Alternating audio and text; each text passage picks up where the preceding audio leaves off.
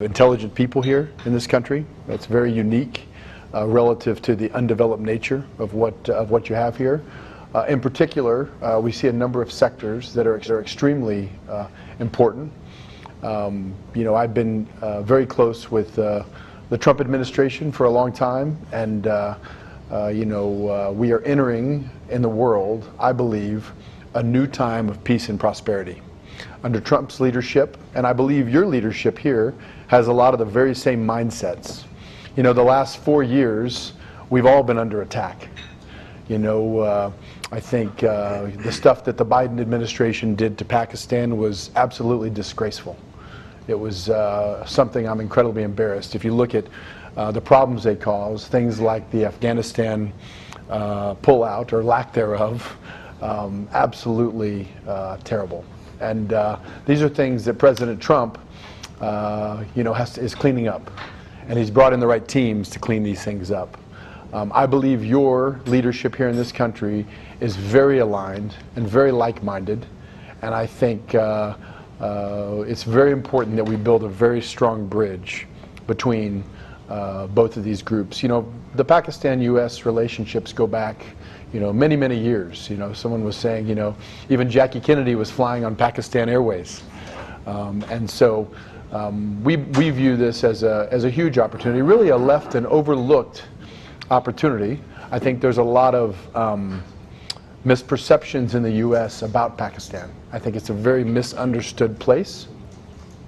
And, President Trump believes in economic diplomacy. And that's why we're here. We plan on investing billions of dollars in Pakistan across a number of different areas. Critical minerals and real estate are where we're going to start. From a real estate perspective, we've brought in our real estate development partners and are going to build some of the most high-end luxury properties that have ever existed in Pakistan. We're very excited about that, and we think the people deserve it. We're going to be using materials from Pakistan. It's a very big opportunity. But critical minerals, real estate, energy, technology, AI are all areas that are really needed here. I even have friends in Texas who have their entire back offices outsourced to teams in Karachi. And I think that model is one that's really, really attractive and something that we're just getting started with.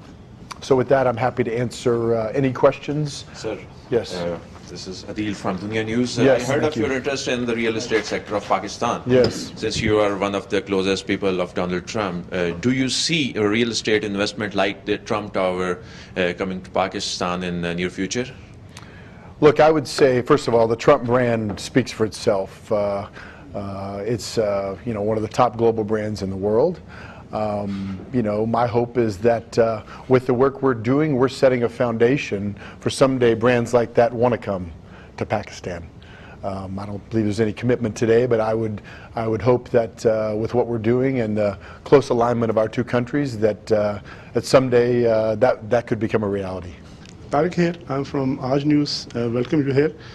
My question is, recently one of the close advisor and now the NY, Mr. Richard Grenell, has posted a series of provocative exposed demanding the release of one of the political leaders, one of the former Prime Minister, whose case were and still are pending in the courts, to release him.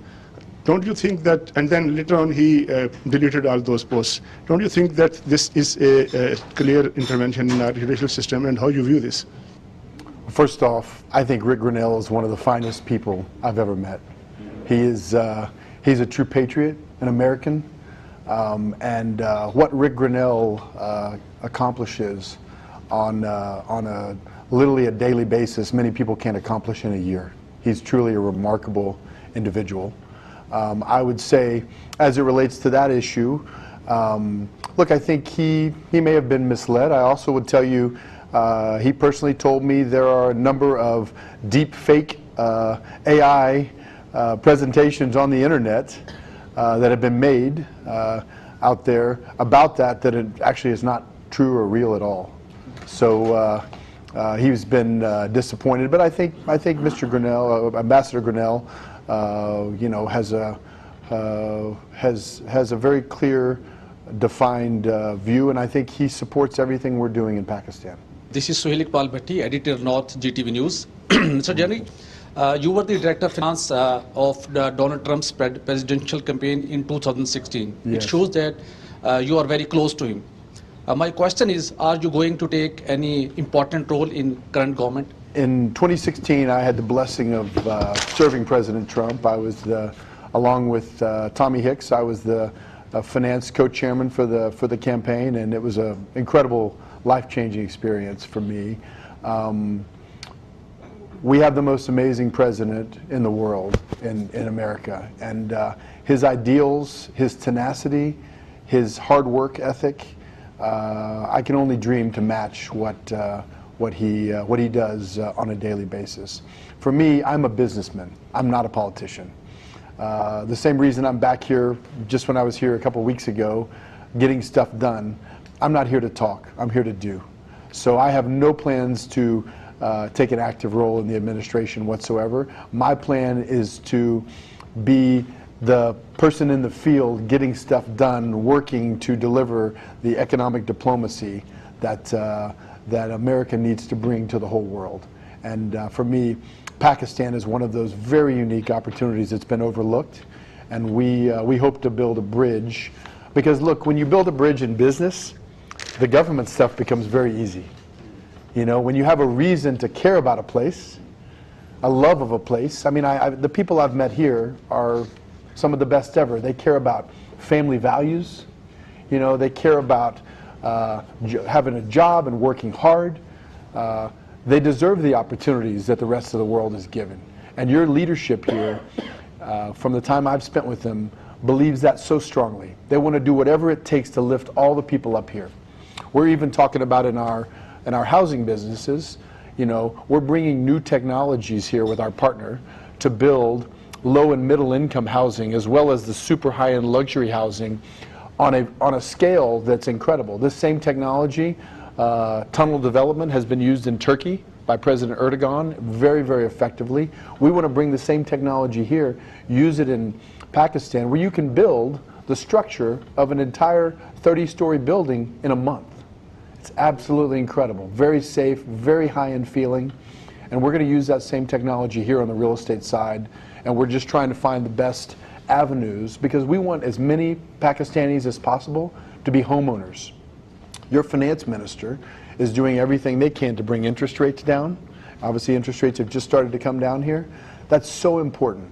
You know, one of the things that's made America great has been the ability of everyday Americans to own homes and accrete value in their homes over time. That same opportunity, that same financing needs to come to Pakistan, and we're going to help that occur. Hi, this is Anika Nisar, ARY News anchor person. I welcome you to Pakistan firstly because it is certainly a land of opportunity, a land where foreign direct investment would change the lives over here, at the same time would change the lives of the investors at the same.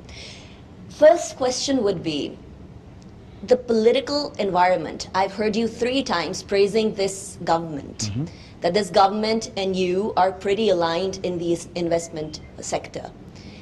Do you think the people around in the government, as one was mentioned, Richard Grenell, and there are many others that have tweeted, you said that there were many AIs and deep fakes about him. Could a tweet be a deep fake as well?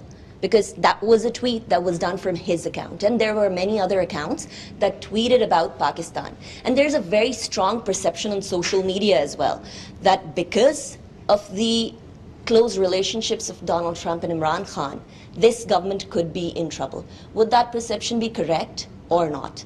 Secondly, you've been here a week ago, I've been told.